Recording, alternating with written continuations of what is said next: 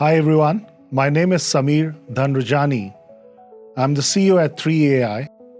I'm here to present 3AI Carelon Leadership Roundtable on Healthcare Life Sciences. Let me take a moment to introduce our eclectic leaders for this roundtable. Pankaj Kakkar, Managing Director of symplr India. symplr India is a product company in the healthcare operations space. And we have a GCC in India, which is about 700 people. My own background is predominantly worked in healthcare life sciences. I've spent time with healthcare payer, provider, and life sciences companies. Awesome.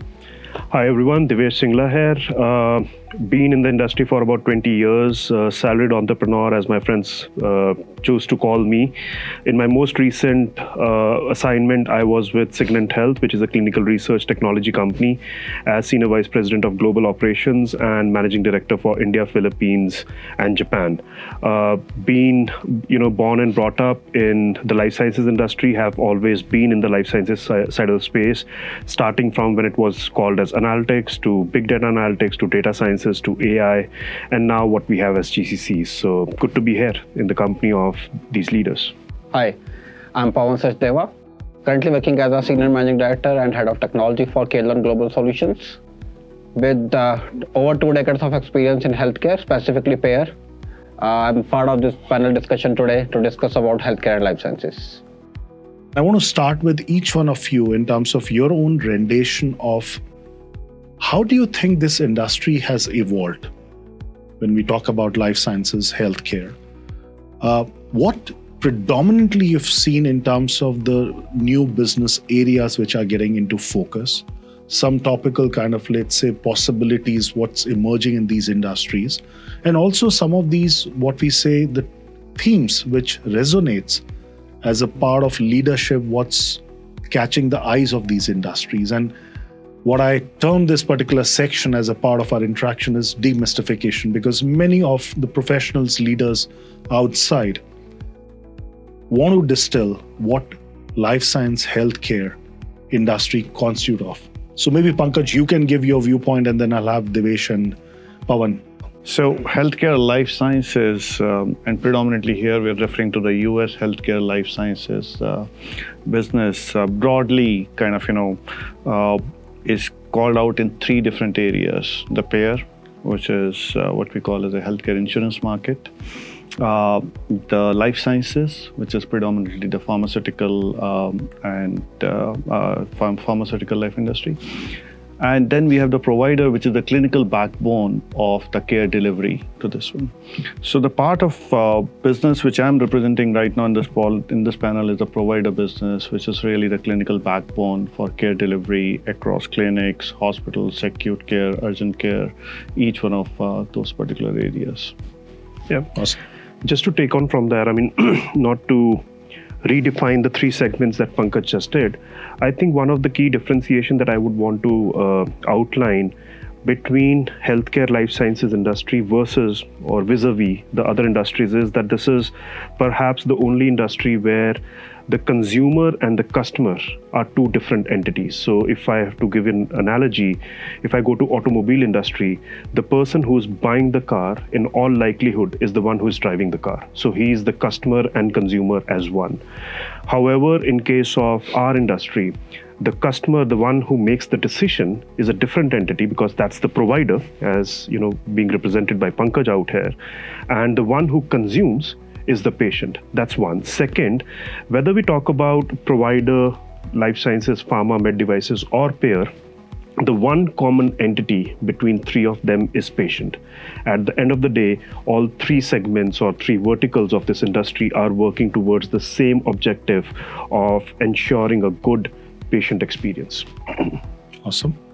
So see, healthcare and life sciences, as Pankaj and Devesh spoke about, have 3 big verticals. And India has seen a big jump in number of companies, GCC specifically, getting opened post-COVID era. I would say, or during COVID, around 2020 time frame, is the in last 6 years, if you see, number of GCCs in healthcare and life sciences have increased significantly. And then it used to be a highly regulated industry with a lot of constraint. Okay, this cannot be offshored. But now technology has enabled a lot of things. How to segregate data, how to keep restricted data in US. But then with the synthetic data, you can do a lot more development, research sitting in India. Hence, we have seen a growth. So technology advancements are helping Indian GCC ecosystem to have a lot more healthcare and GCCs. Great. So if I double click on what three of you mentioned, now for the audience, what I would like each one of you to do respectively is, let's pick up some of the areas which you believe from a life science healthcare and pick up your, I would say, spots where you feel, I would say, in terms of narration, pick up some of the areas in life science and healthcare and just talk about what you believe is happening from some of these challenges in these areas and what could be the opportunities over there. See, one big shift with technology advancement is personalization. Personalization, great. Okay, in healthcare specifically, consumer used to complain that, okay, now your entertainment industry or CPG, retail industry has a lot more personalization based upon your trends. However, healthcare is still very, very generic, giving standard answers. But with technology, you're being from preventive care to insights which you are getting are now a lot more personalized. You can get information which is more relevant to you, which will have an impact on you and your family's life. So if I pick up what you said, personalization, great. Anything else you believe? Biggest one is personalization and then transparency. Transparency, awesome. Divesh? So, two things that come to my mind specifically when I start thinking about pharma.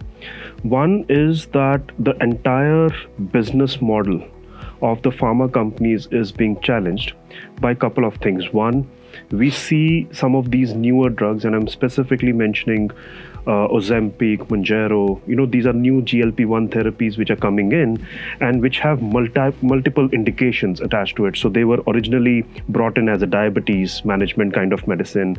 They very quickly percolated into the obesity space, and now they are moving into the neuro space. So, even Lilly and Novo Nordisk are finding difficult on how to address this entire market and what kind of business model can be put together by way of which they are not only bringing the benefits from a patient perspective, but also are able to manage their own internal operations, number one. Number two, we see a lot of M&A happening in this space. So Pfizer, acquiring or BMS acquiring Karuna for schizophrenia.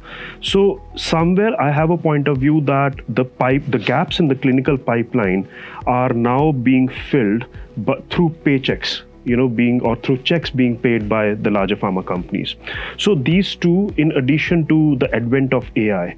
So whether we talk about usage of AI in clinical research, right from molecule targeting to molecular structuring to clinical development, or we talk about commercialization. So all of this is changing the way pharmaceutical industry used to operate in the past. When I joined this industry, there was a saying that it's a very cash-rich industry. It's an industry which is recession-proof, which I don't believe is the case anymore because of all the different types of market and ecosystem pressures that we are talking about. Well, in the current scenario, if I call it that way, no industry is cash-proof and recession-proof and also technology-proof. Absolutely. So, good. Pankaj? In some ways, most of the points are covered, but if we really talk about the healthcare and the changes as to what's happening in the broader industry, one thing is cost is increasing, and that's driving through a lot of efficiency play. The other aspect, if you really see, is we in provider industry as kind of sitting on a very rich clinical data, and that's driving through a lot of decision making. That's also driving through what Devesh just talked about, specific therapies which are kind of coming, being delivered between providers and life sciences companies together.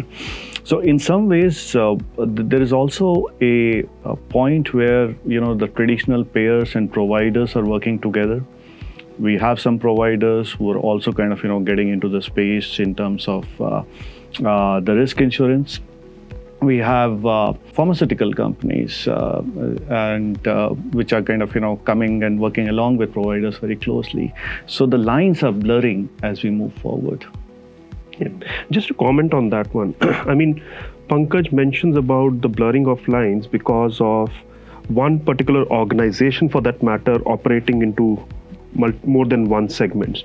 I think because of technology, because of the development of ecosystem, especially when we talk about India, and Pawan made a statement earlier, behind the scenes, that a lot of companies that we represent or we work with, they don't have businesses in India, which means that we are in a sort of a non-competitive kind of environment. And that has helped us build an ecosystem wherein we are able to have this conversation, representatives from the 3 different industries. So the blurring of lines is also happening, being driven by some of this kind of an ecosystem of sharing of those things. And as I said, it's the patient at the core. How can these 3 industries working towards the same entity come together? So Got it.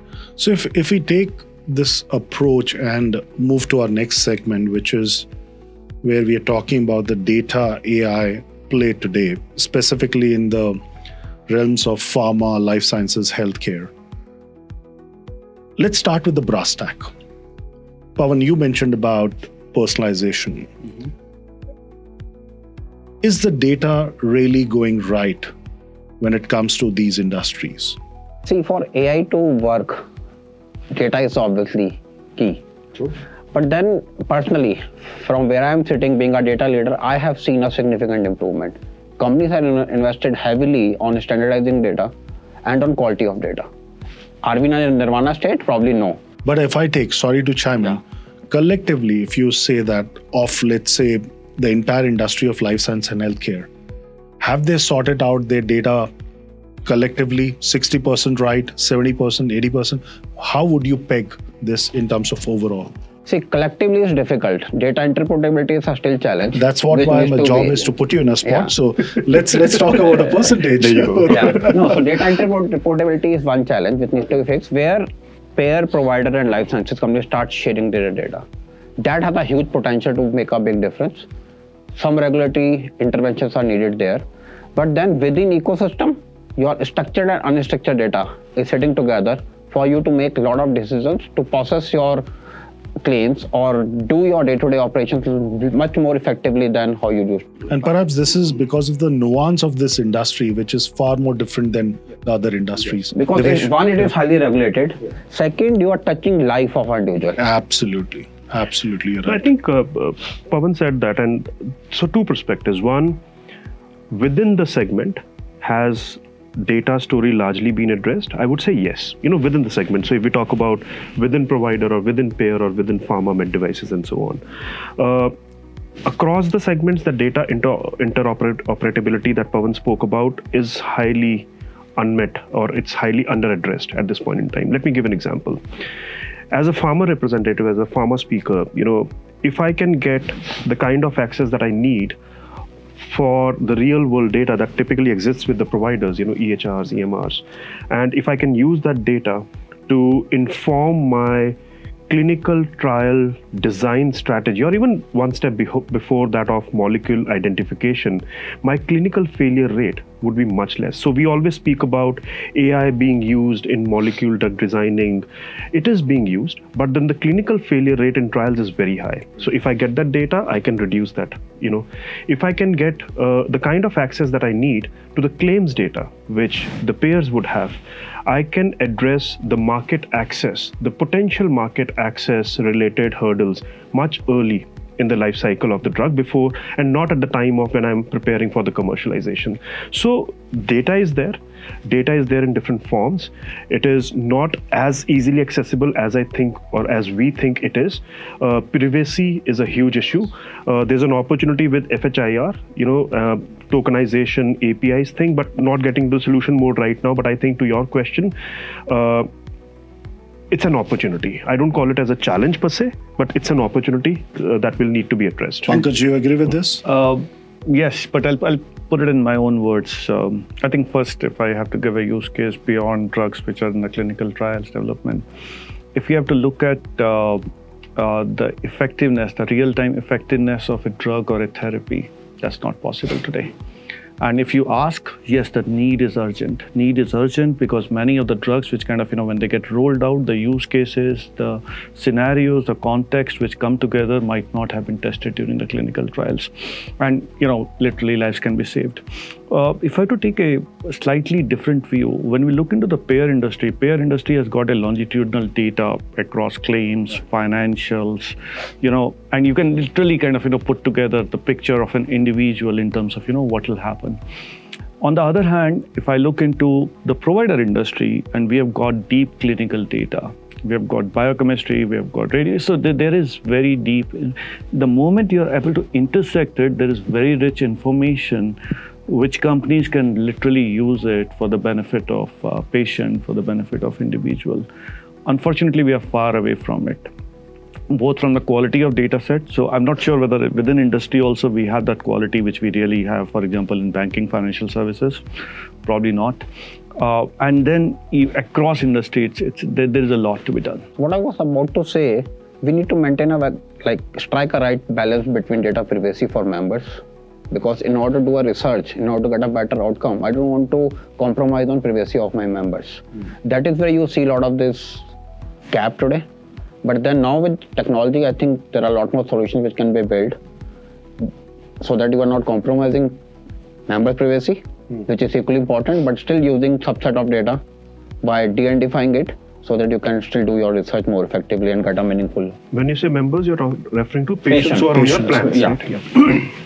With AI, if we take or draw parallels from the industries, banking, retail, financial services, insurance, how much do you see AI getting penetrated in next just 18 to 24 months? I'm not even taking a longer, I would say, latitude of time, 18 to 24 months.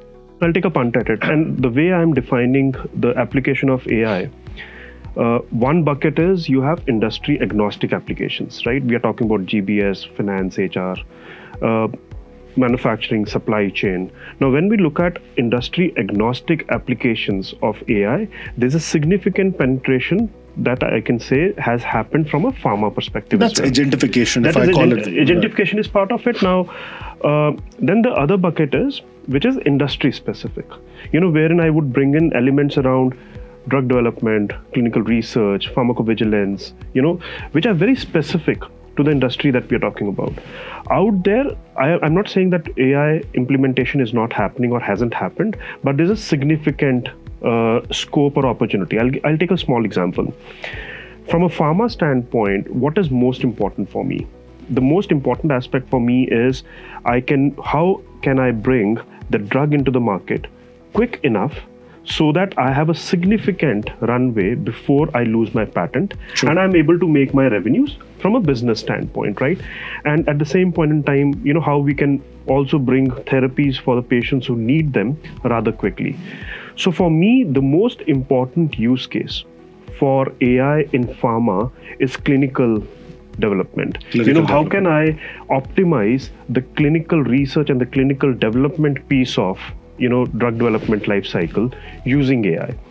AI is helping on the molecular identification, targeting, but from a clinical development perspective, that's when clinical trials are being run in.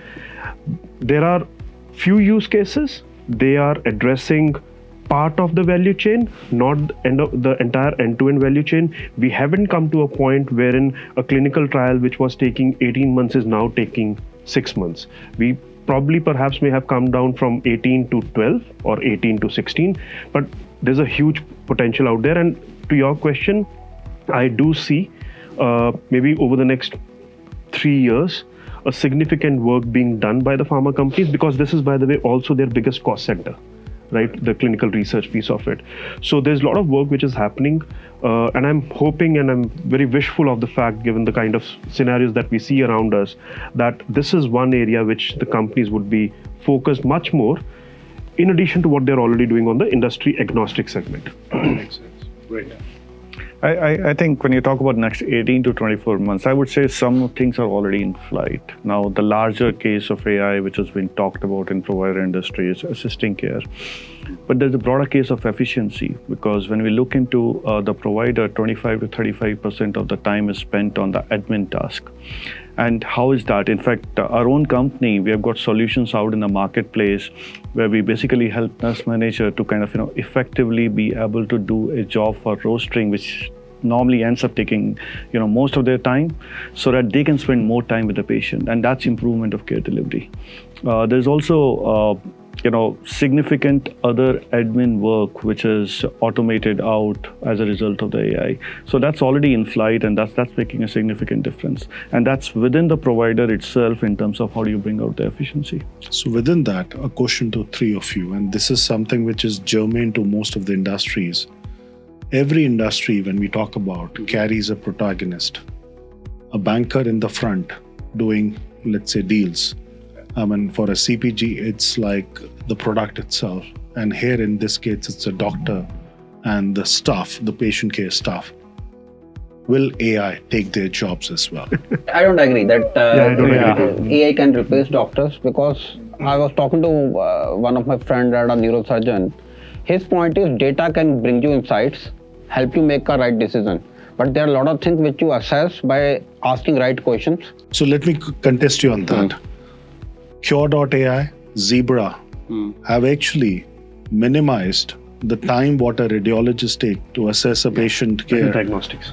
No, again, that is reduction. It's still human augmented. Right. You cannot replace human. My point is, at least today where we are, in healthcare, you cannot replace doctor with AI. Yes, you can reduce the time of doctor. Let's say earlier I need to spend 20 minutes with one patient to look into a lot of data. But now I got a recommendation from technology. Still, I need to assess that and correlate the data with physical health of the member or a patient. Okay. Okay, that is one point. And going back to your first question, potential probably is the highest in healthcare to transform with emerging technologies, not just AI. Are we there? Yes, there are two ways to solve the problems. One is your lot of administrative effort, which is behind the scene to enable doctors and front force to make effective decisions. That is happening very well, being at your contact centers. Now AI can give you right information rather than you waiting on a call for 10 minutes as call center agents looking into benefit document which is of 300 pages. Right. You can get that answer instantly through the chatbots, through the technology. Agent is getting answer faster, giving a faster answer to a member. Not only this, how you can determine the need why member is going to call me, how you can predict, like probably now this member is going to call me, how you can give this information upfront. So your number of calls are getting reduced, then average time on call is getting reduced significantly, are good examples. Similarly, as Pankaj said, administrative efforts for providers as well as payers is getting reduced with AI, which is operational efficiency. But then biggest challenge is medical cost. Can we use AI and emerging technology to reduce medical cost? That is going to be the key differentiator. Another big number, to Divesh's point in the beginning, we used to say it is recession free and rich cash, and I have seen that. Probably Pankaj must have seen the same. People won't 2 stop years back, it. not 2 years, 20 years back when we started, your medical loss ratio used to be about 80%. 80%? 78-80%, which means you have 20% money, cash rich for you to do whatever you want to do. Now that is 93%, which means you need to run the organization with just 7%, which means you need to leverage technology first to reduce your administrative cost, because now you have to operate the company with that 70% money. And then you need to focus on reducing medical cost. That is where technology is helping. Yeah, and to your point, when we start taking examples and looking at the examples of Cure.ai, and there are certain other models that are, TensorFlow has a model and so on. Pankaj said that. I mean, we are looking at AI from a healthcare perspective, particularly as assistive in nature. So I think of AI technology as an intern to a senior consultant, wherein your basic vitals are being taken care of, but when it comes to the real-time decision making, that's where human in the lead, not even loop, right? The doctor comes into the play. Number one. Number two, this is all going to lead into more effective and efficient ways of treatment. Reducing the readmission rates, for example, reducing the clinical failure rates, for example. And the third element, which we tend to oversee or overlook quite a bit, is that there is also a human readiness, to be able to adopt this, not from the other side of the table, as a patient. So that trust has not yet developed. That trust needs to be developed it has to be very deep rooted trust for a patient, to trust the fact that he or she there is a AI agent which is in the loop, right? Telemedicine, we were earlier having a conversation when we were into COVID, post-COVID, we all were betting we were placing bets that telemedicine is going to be the next thing. People are going to stop visiting the hospitals, the clinical sites, but that is not happening. We are in the 6th year post-COVID.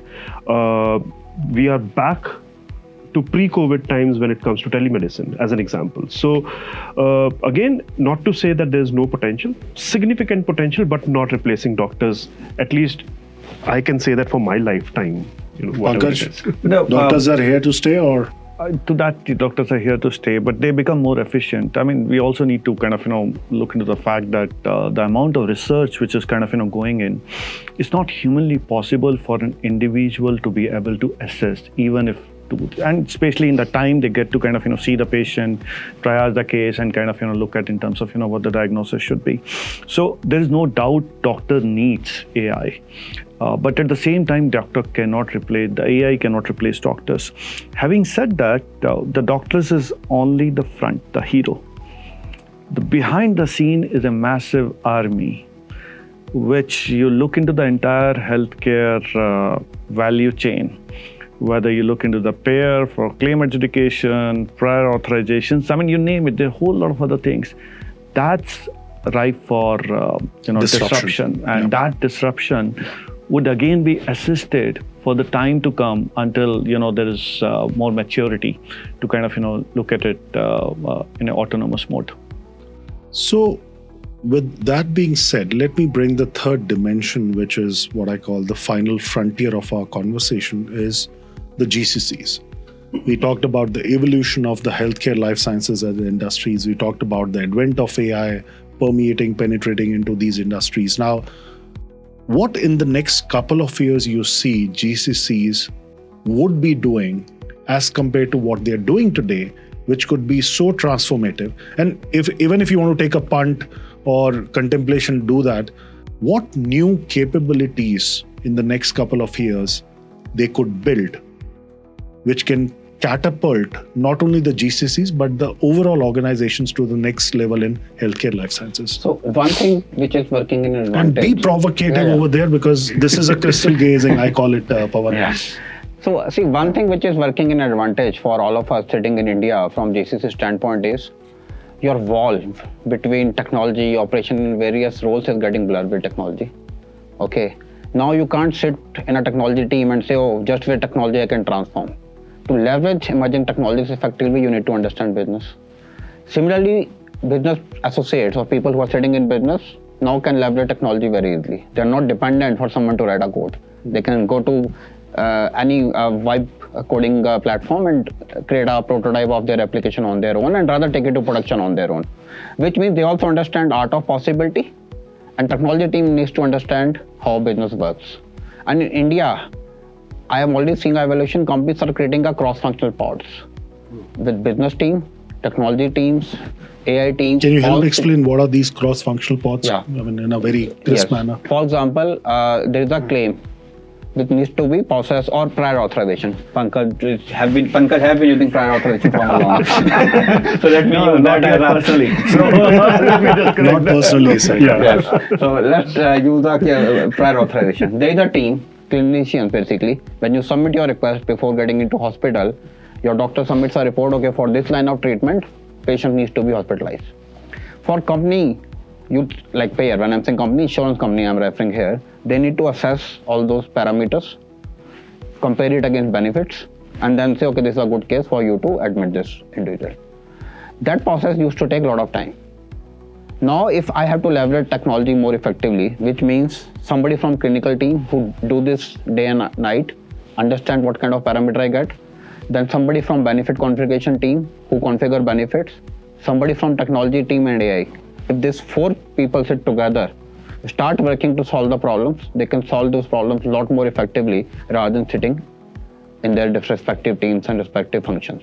Got it. Which we can do very easily due to competitive nature of our ecosystem, where people are a lot more flexible to learn different things and to collaborate. And that's where maybe the talent at scale is now coming out to yeah. be That is where this, advantageous. But then India is, I feel, is positioned well to take advantage of that. So Divesh, from a life sciences perspective, if we talk about some of these disruptive, transformative things which can be unleashed from India, what few segments would you quote from? Yeah, so, I think earlier we were discussing about 150, 160 GCCs that we have for Sure. life sciences, healthcare. And growing, obviously, and there are about 60% of them which are still traditional. We're still talking about a lot of them still carrying out a lot of activities which are related to, let's say, pharmacovigilance, medical writing, clinical operations, and so on. Not to say that they're not important, but, again, we are talking about in the context of AI and all that. There are about 20-30% which are emerging ones, and this is where your R&D analytics, your market mix modeling, omni-channel, modeling, and everything is happening. To your point, there are about 5% GCCs who have started to move in that direction of catapulting to an extent that they are able to adapt AI and deliver value to the parent organization. And what they are doing essentially is the likes of Eli Lilly and AstraZeneca, who have capabilities within their GCC ecosystem of, let's say, AI driven or AI assisted drug development. So the entire molecular structuring part, targeting part is actually being done out here. Then we can take. Is that already happening from India? It is already happening from a as we GCC speak. construct. From the GCC perspective, I know of Lilly. We started doing that in 2017. Again, not to go into numbers of headcount and all that stuff, but across different therapy areas. Sure. So that's one. The second example, perhaps I can quote, is from Sanofi. So they have deployed AI quite significantly on the manufacturing and supply chain management side of the things. So when we talk about preventive maintenance, bringing the capabilities of computer vision as an example, or using IoTs and looking at the digital twins and the entire cold chain management kind of a thing. So a lot of that, or rather quite a bit of that, has started to happen, and that's what I think will continue to happen. One last thing, and before I hand it over to Pankaj, is what we are saying is, at the end of the day, is GCC or are GCCs working on an AI agenda which is independent of their enterprise? No, and it should not be. I think what we are saying is that what is it that the enterprise is driving from an AI agenda perspective, and how much of it is happening in GCCs. I think that's what we are talking about from a GCC evolution perspective. Awesome. Pankaj, your crystal gaze around this. I'll take a different view and maybe more industry-centric across the board. So we all know about, February sometime we had this paper which came out and really talked about, it was a thought experiment by Citrini, and really talked about what the world will look like in 28, and next day we had the market crash. And somebody once told me that for things which are not yet quantified, where do you kind of look at the truth? So the truth is in the markets. So markets clearly are saying that this is real. So AI is real, and AI's impact on outsourcing, offshoring is real. Now GCC is different, but still it is in the offshore business. And that being the case, the drivers really become saying that how many GCCs really move up the ladder of functional domain, understand the business. How many of them really are deep in technical? So we are no longer talking about labor arbitrage, not talking about unit cost, really talking about outcomes. And through this, how much of it the enterprise goals are being delivered.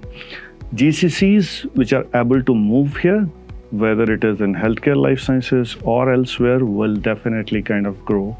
And other GCCs will end up, because it's all a case of outcomes, and whether we are able to kind of deliver meaningful outcomes there. There is no way a offshore labor can compete with an agent. Awesome. So if I can just add another point, see, it's very important to adopt. Now, specifically, adaptivity is going to play a very, very important role, because you cannot define the operating model, you cannot define the team structure saying, okay, this is the best way. Technology is evolving every day, market is changing so rapidly. So based upon those changes, how adaptive your organization is going to play a very, very important role. Like if you see about 5-7 years back, it was very easy to drive a car with cruise. But then, for how long you can drive on a cruise? Someone else will come in between and you have to hit a brake.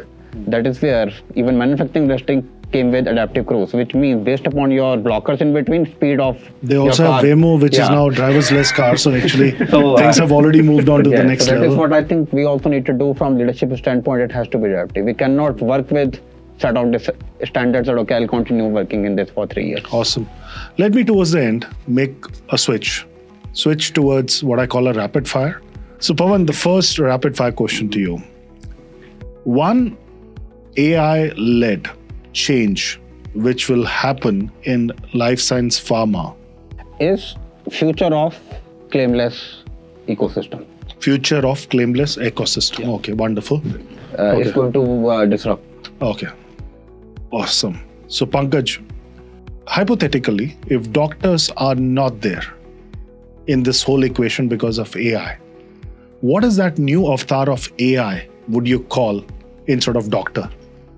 So we You have all to give it a name. Well, first of all, we all agreed that doctors cannot be replaced. But having said that, hypothetically, if we go with everyone having access to a doctor at their home, diagnosis at home.